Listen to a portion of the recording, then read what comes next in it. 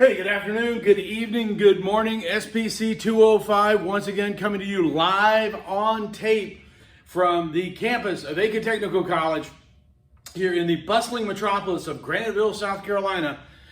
Remember, Aiken Technical College, your higher education preference in Aiken County. I'm Vic McInnes, your public speaking instructor. Today we're going to be talking about your next speech that's going to be due next week, the problem solution speech. The problem solution speech. Now, real quick, a problem solution speech has a problem, it has a solution.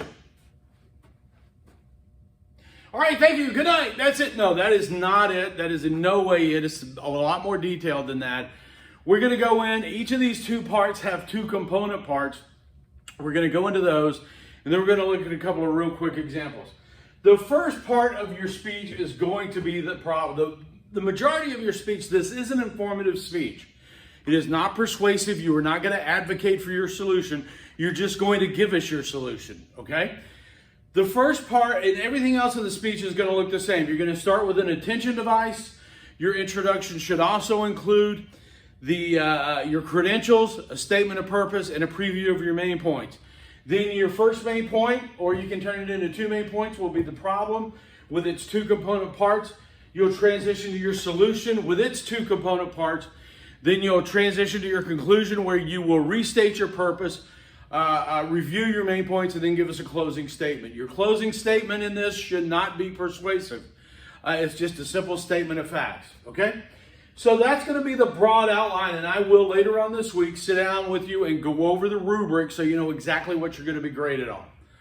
Now, the problem has two component parts, and you've already seen this when we talked about how to organize a speech. The first part is going to be, and again, these can go in either order, but I'm going to give you the order I usually use. The effect and the cause. The effect and the cause of the cause and the effect. Okay? And we've already discussed about this. Cause and effect is a way to organize a speech. We've already gone over that in class. Okay, the key thing you need to identify here, all right, is the effect has to have significance. I think that's spelled right, significance. And the reason it has to have significance is that if it's not a big deal, why do we care? Okay? If the problem isn't significant, when you go to your solution, you're going to be recommending we expend some sort of resources to fix this thing. And if it's not a significant problem, why do we need to do it? Let's say that you're walking on, and I'm trying to think of some place where there are handrails. If you're over by Augusta Regional Airport, there's by the swamps there's those nice boardwalks. You're running your hand along the handrail and you pick up a big splinter, okay? That splinter gets a little infected. You have to take some antibiotics for a week. That's a problem. So you go to the CSRA Parks Regional Commission and say, we need to go out there and we need to sand down all those handrails so people don't pick up splinters. They look into it and find out that your solution is going to cost $50,000 to prevent one person from getting one splinter. That is not a significant problem. They are not going to care. So when you bring up cause and effect, your effect has to have significance. Okay? And during your speech, the best way to do that is when you get to your effect, add the phrase, this is significant because, and then cite a piece of evidence saying it's a big deal. You do that, you get a check, you get good points. Okay? Now, for cause, there can be multiple causes. There are always multiple causes to every effect. All right? Especially for a big problem. You talk about immigration. You talk about healthcare. You talk about gender equity. You talk about, any issue, there's going to be multiple causes of the problem. Okay? You are never in a speech going to be able to deal with all of the causes. You need to pick one carefully, and we'll explain that in just a minute. All right, so that's the parts of a problem. Now for the solution, there are two things you have to address. First of all, wow, I kind of crammed this over here into the side here. Let's get rid of this. Redo this.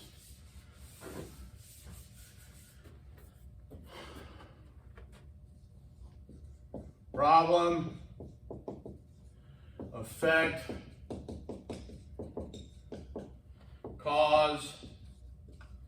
Move that up because I'm going to be writing down. I'll do that later.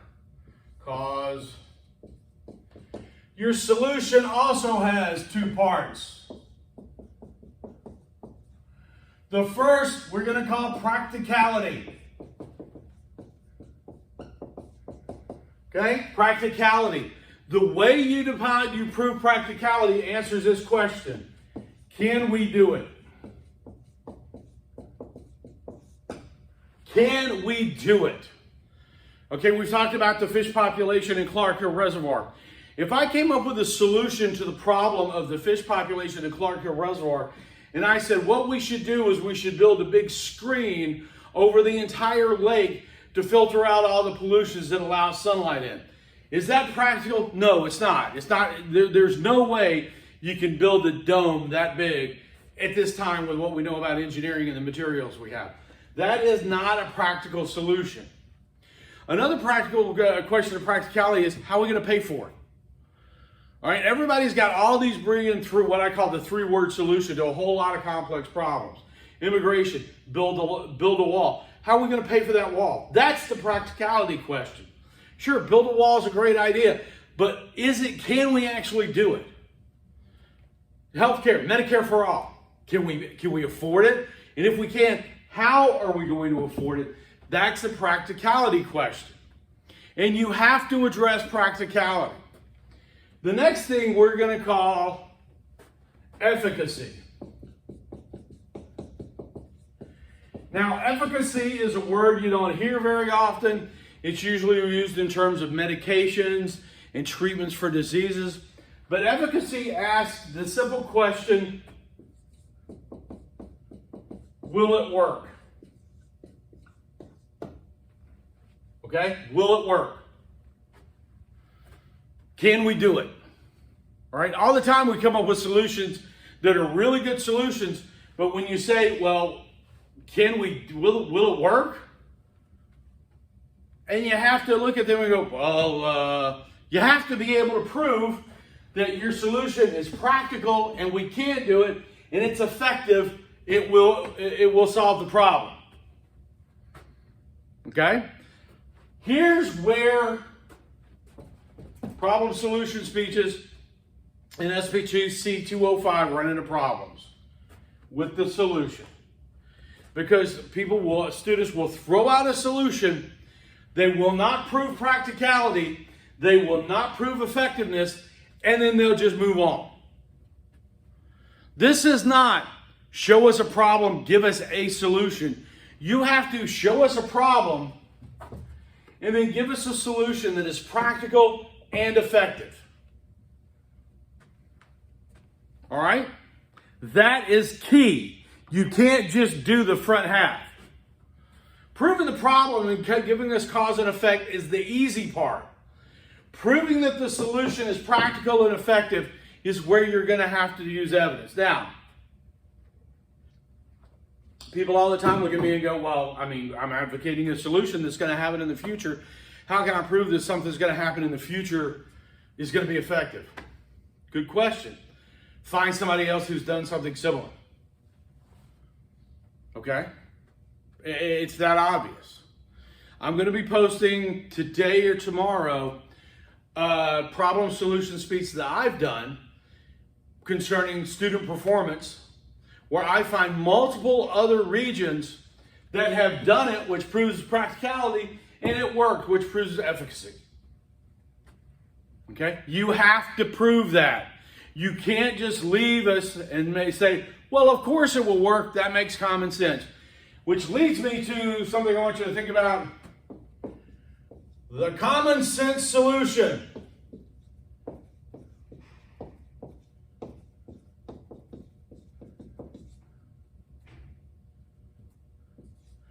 Stay away from the common sense solution. Find something that you can get evidence for, because if you don't have evidence, in the solution, you're going to have issues with your grade when we're done. Okay? Two biggest ones I see all the time. Okay? Children spending too much time on their screens. I agree that's a problem. I agree that may even have, a significant effect. But when the solution is take the screens away from the children, well, we should be doing that already. That's the common sense solution. And if we're still having problems, people are not doing the common sense solution, you can't just wave a magic wand and say, they'll do it this time because I said so. You have to give some sort of impact. Okay, and the reason I just took it off the list of speeches you can actually give now, texting and driving, everybody was coming up with the same thing. Well, there are apps for that. Put an app on the phone that says you can't drive more than 20, if you're moving more than 10 miles an hour, you can't, it shuts off the network. Well, that's good. That's a good technical solution. It may be practical, but how effective is it going to be? The solution isn't the app. The solution is passing a law forcing the apps to be put on everybody's phones. Because I can have an app, but if people aren't going to download the app and people aren't going to use the app, your plan is not effective. Okay? The one that the second most common one after kids with screen time with the common sense solution is healthy eating. When their solution is, and my solution is eat more vegetables. Okay. How do we get that done? People know already know they should eat more vegetables. How do we do that? Right? Smoking. It was proven over and over and over again that smoking would kill you. Smoking tobacco kills you. Cigarettes are harmful to your health. We knew that, and yet nobody stopped smoking. Just because the information is out there, you have to have a solution to get people to stop smoking. And the solution was billions of dollars of advertising over 40 years. Okay? So you can't just give me the common sense solution. You have to prove that your common sense solution is practical. And again, when we're talking about they take their screens away, well, that's not practical unless you give me something else, because that's not happening now. You have to give in the solution an additional measure that we don't already have working. Okay? If you're going to tell me that you're going to build like electrodes into a screen, that after they've been on the screen for 15 minutes, no, I'm not even going to finish that, where they get a little tingling in the fingers. I'm not even going to finish that. Okay, let's talk about one more thing.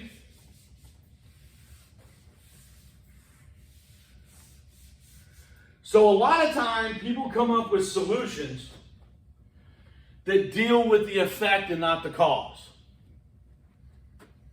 Okay? Remember, I told you a couple of minutes ago that there could be many causes. So let's take my problem. Is going to be, and of course, we don't have this problem here at Aiken Technical College because our students are so dedicated and so hardworking, they never lose focus. But drinking on campus.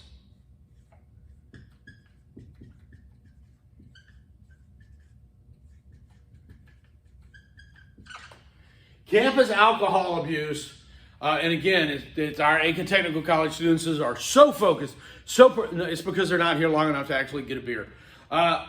But if you go up the street to USC Aiken, where they have dormitories, if you go to USC, up in Columbia, if you go to Clemson, if you go to Georgia, if you go to any major college or any major university, alcohol abuse on campus is a major issue. Okay? And we could list a host of effects. We could list arrest, property damage,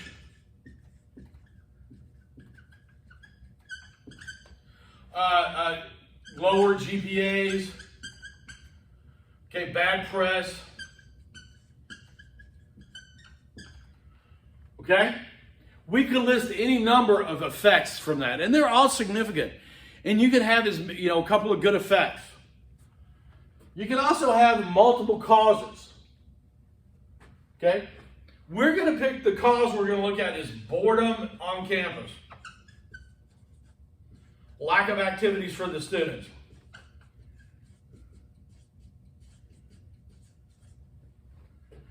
Okay? Boredom, lack of activities.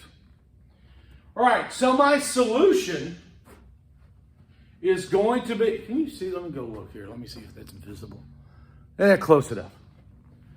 Okay? My solution is going to be to get the city of Columbia to pass a law closing the bars in the vicinity of campus.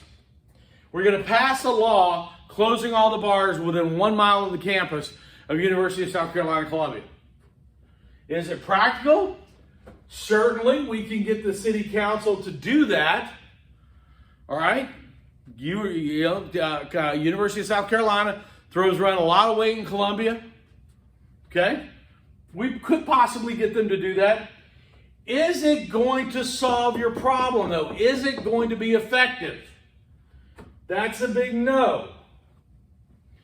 Because you identified your cause as being boredom and lack of activity for students. Your solution does not address your cause. Okay? Now, a better solution would be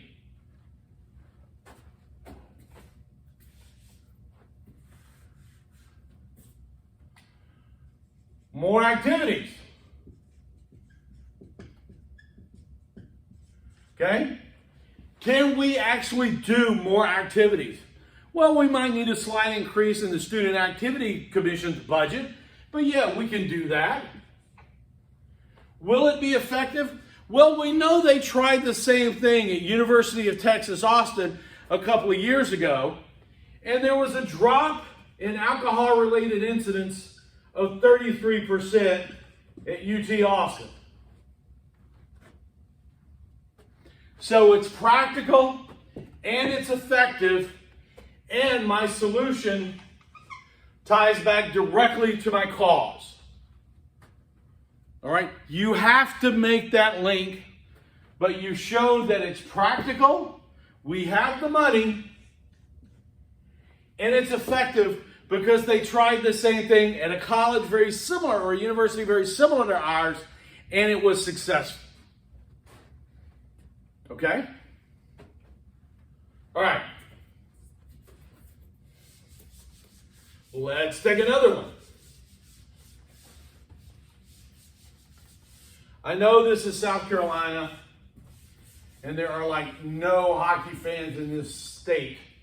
But our problem is going to be traumatic brain injuries associated with hockey. Well, let's be more specific, in NHL hockey. Okay? Our effects is going to be increasing suicides among players, which we know is tied to traumatic brain injuries, and we'll prove that, and an increase in neurologic disorders among players. Okay? So our problem is traumatic brain injuries to hockey players in the NHL. The effects are going to be an increase in the number of suicides among former players, and an increase in the number of neurologic disorders, or the high number of neurologic disorders in comparison to the population in general. The cause of this is repetitive, high-speed impacts.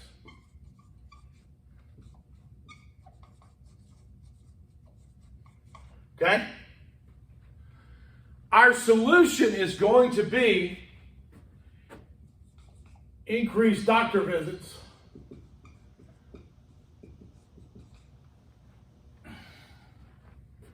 okay. Can the NHL afford to hire more doctors and send every player to a neurologist once a month? Yeah, that's practical. Will it solve the problem though? Again, it will not, because this solution only deals with the effects. It doesn't deal with the organic cause of the problem. Okay? It's very important for you guys to understand that, because a lot of people come in with speeches that deal with the effects and never get to the underlying cause. All right, so we're going to change our solution. We're going to redesign headgear for players. Is that practical? Yeah, it's absolutely practical. And if we need an example of where that's practical and how much it's going to cost, we need only look at the NFL and NCAA football, where helmets have been redesigned significantly over the last 5 years. Okay? Is it effective? Well, let's just pretend and make up that yes, it is, because the NFL is and this is a made-up statistic. I don't know that it's correct, but the NFL has seen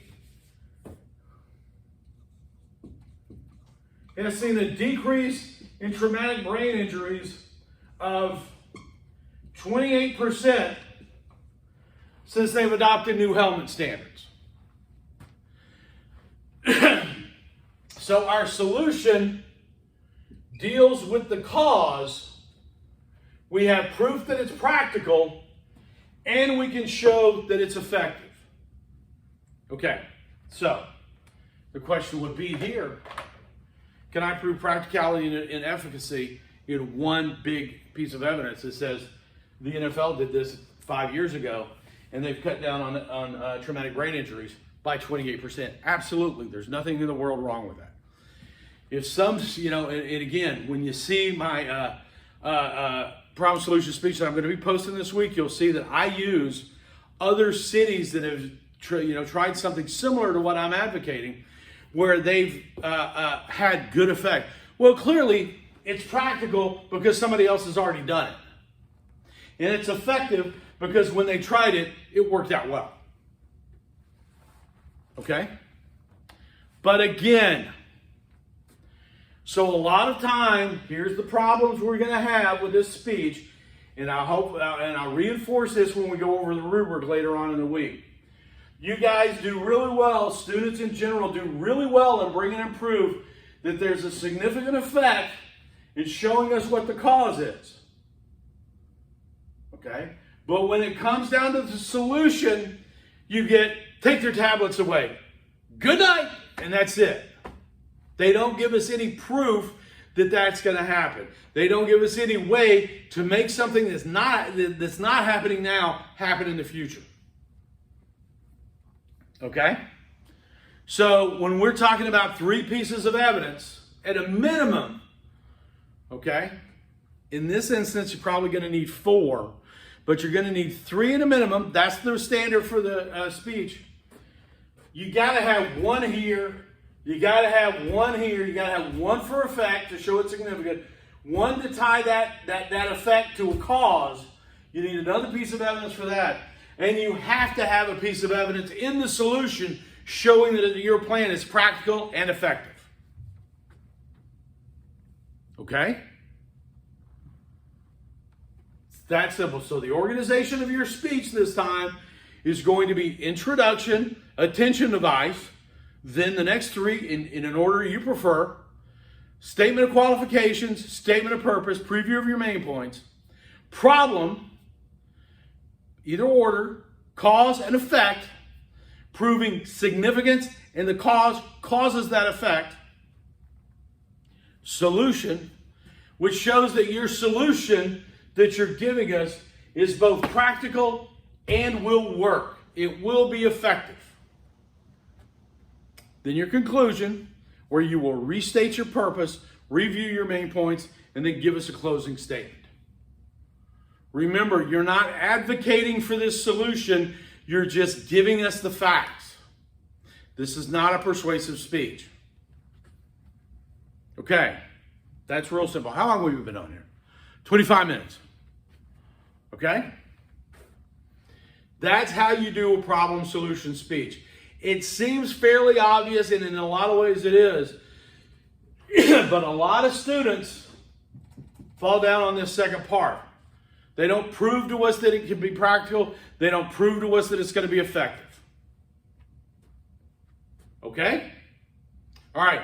Like I said, I will be back with you later on in the week with a real quick 10-minute review of the rubric so you know exactly how you're going to be graded. I will also put out the timeline for everything to be submitted. All right. I think that's all I got for today. Again, as always, you can email me any questions you may have. I am obviously on campus today, which is the 27th of October. Next week, I will not be on campus on November 3rd. On Tuesday, I will be on campus on November 5th. So if you want to set up an appointment, feel free to send me a note for the 5th of November and say, hey, I'd like to meet with you anytime between roughly 10 o'clock and 2 or so. Okay? And I'll be happy to meet with you. I'll give you the details on how that works. Do not do a drive-by on my office and knock on the door and say, I'd like to meet with you, because I'll be shouting at you through the door because I don't want the COVID. Okay? All right? So stay safe, stay well, and we will see you soon.